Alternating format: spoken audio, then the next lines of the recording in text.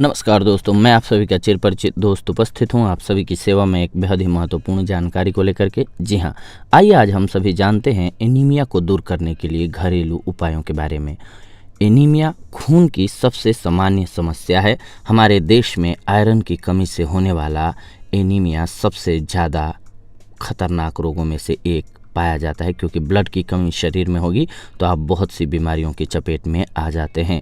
Anaemia के शिकार हमारे देश में मैक्सिमम लोग हैं, यानी कि 90% लोग एनीमिया से शिकारग्रस्त पाए गए हैं। और एक बात ध्यान देने वाली कि महिलाओं और बच्चों में अधिकतर यही एनीमिया होता है। जी हाँ, एनीमिया की बीमारी जो है महिलाओं में और बच्चों में ज़्यादा होती है। एनीमिया से त्वचा में पीलापन, भूख और घबराहट, चक्कर आना, उनिंदापन, कमजोरी, थकान, इसी तरह की समस्याएं होती हैं जो कि आपको सुस्त बनाए रखती हैं। जी हाँ, इतना ही नहीं, इसका असर दाम्पत्य जीवन पर भी पड़ता है, यानी कि आपकी सेक्सुअल लाइफ पर भी पड़ता है।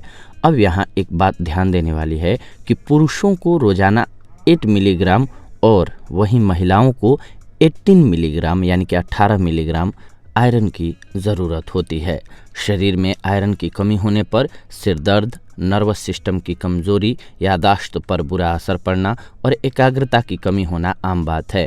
इसके साथ ही व्यक्ति के कार्य क्षमता पर भी बुरा असर पड़ता है, लेकिन इतना घबराने की ज़रूरत नहीं है। रक्त में आयरन की कमी अथवा एनीमिया कोई ऐसा रोग नहीं है जिसका कोई समाधान ही न हो। जी हाँ, बस आपको कुछ फूड्स हम बता रहे हैं जिनका सेवन करना होता है। इसके सहारे आप एनीमिया को दूर भगा सकते हैं। तो आइए आज हम सभी जानते हैं एनीमिया को दूर भगाने के लिए बेहद ही कारगर और उपयोगी जानकारी के बारे में। जी हाँ, काजू सबसे पहली औषधि जो है काजू है।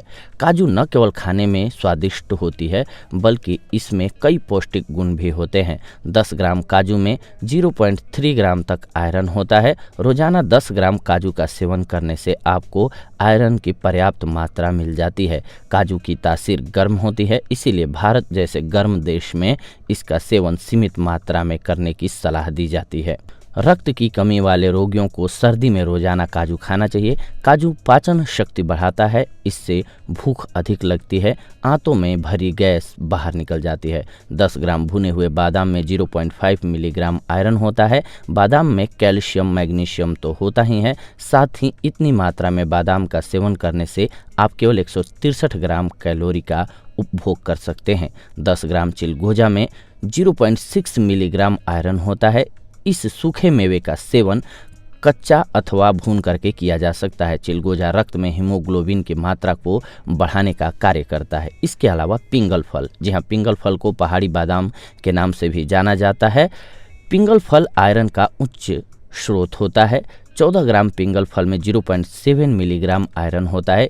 इतना ही नहीं, इसमें कैल्शियम, मैग्नीशियम और विटामिन बी भी काफ़ी अधिक मात्रा में होता है। ये सब पोषक तत्व मिलकर के हमारे शरीर को स्वस्थ बनाने में या बनाए रखने में हमारी मदद करते हैं।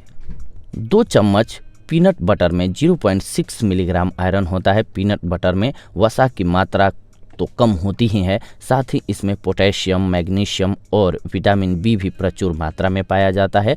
इससे हमारी सेहत पर काफ़ी सकारात्मक प्रभाव पड़ता है। इसके अलावा पिस्ता, जब बात आयरन युक्त मेवों की होती है तो पिस्ता इस सूची में ज़रूर शामिल होता है।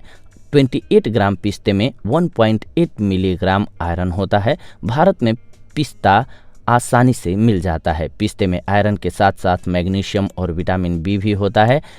इन सूखे मेवों का सेवन संतुलित मात्रा में ही करना चाहिए, इस बात का ध्यान रखना चाहिए, क्योंकि किसी भी चीज़ का आप अति कर देते हैं तो वो फायदे की जगह आपको नुकसान देने लग जाता है। जी हाँ, अधिक मात्रा में इनका सेवन करने से मोटापे के साथ साथ अन्य कुछ स्वास्थ्य संबंधी समस्याएं भी आपको हो सकती हैं, इसीलिए इससे बचना चाहिए, यानी कि अत्यधिक मात्रा में सेवन ना करें, उचित मात्रा में इसका सेवन करके आप लाभ उठाएं। ये थी आज की जानकारी आप सभी के लिए। अगले एपिसोड में आप सभी के साथ जुड़ेंगे एक और बेहद ही महत्वपूर्ण जानकारी को लेकर के। तब तक के लिए धन्यवाद। नमस्कार दोस्तों।